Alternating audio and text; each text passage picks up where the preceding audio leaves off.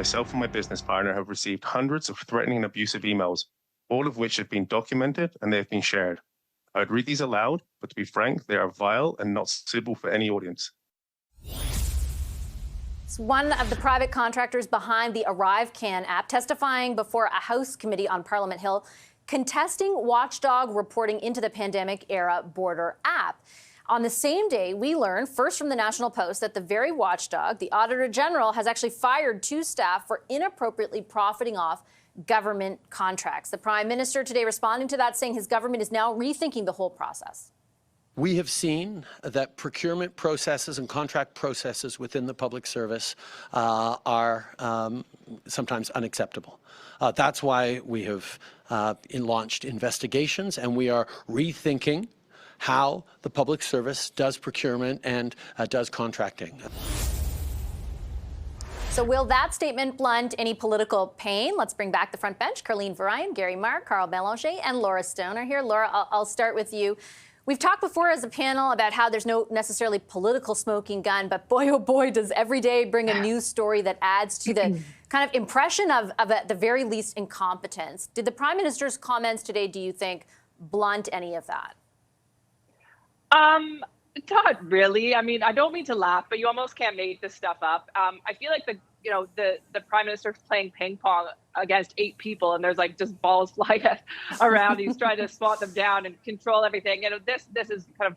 This one is a little out there. Look, I think this kind of plays into the Conservatives' hands, talking about bloated bureaucracy, out of control spending. We need to rein in the public service. I think the Prime Minister has faced questions before about consulting fees and big contracts given to firms and why that's being contracted out. So it's not a new problem. I think the Liberal government probably will take action, though, as a result of this and really tighten up the procedures.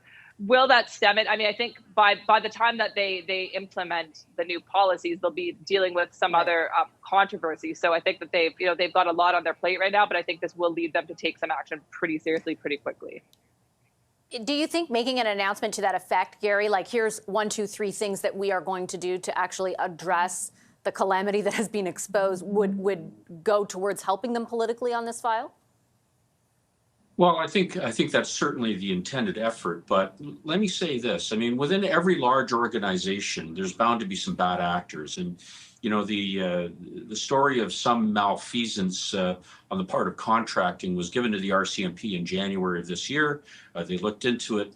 And I think it's to the credit of the Auditor General that she actually investigated it. And so she has actually held 2 people accountable, and they've been dismissed from their jobs as a result. But know that there appear to be some foxes that are in charge of guarding the hen house.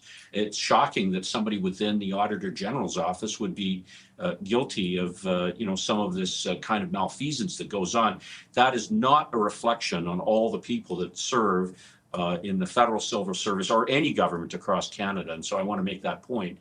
But I think that the Prime Minister, there are some things that should be done that are relatively easy to do.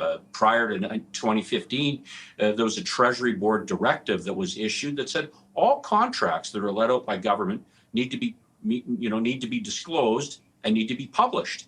And that seems to be a relatively simple way of promoting the kind of transparency that we want to see in our procurement of contracts.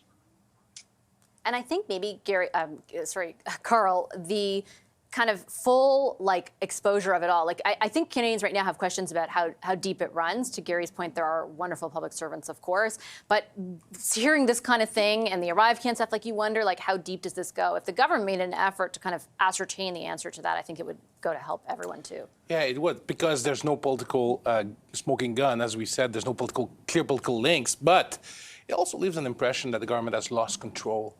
They've lost control of their administration. They've lost control of the plot, and they can't recover from this again quickly enough. It's been going on for weeks now, and there's new information coming out every other day, and it leaves the impression that, perhaps it's not Trudeau's fault himself, but he hasn't done anything about it. They've let it happen. The rules that were in place were not followed.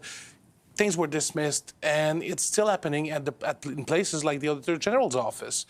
You know, the last thing I'm going to say, though, is like what the hourly rate was, what, $2,600 an hour? I need to talk to a few of my clients about the going rate in this town. This is crazy.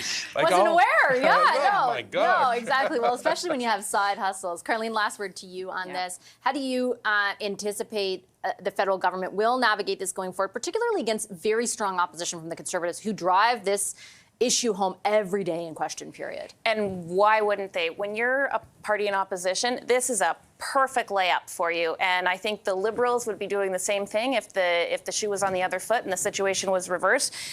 Because the reality is it does seem to be contained within the public service. It's a mess. They need to reassure Canadians that they're doing something to fix it. But at the end of the day, politically for them, the most important thing they can do is make this story go away. And they don't seem to be able to do that because the strangest things keep coming up and coming up. Yeah, that's a jaw dropper almost every day. I'll leave it there. Thank you so much to our front bench. I appreciate it. Carlene Verheyen, Gary Marr, Carl Bélanger, and Laura Stone.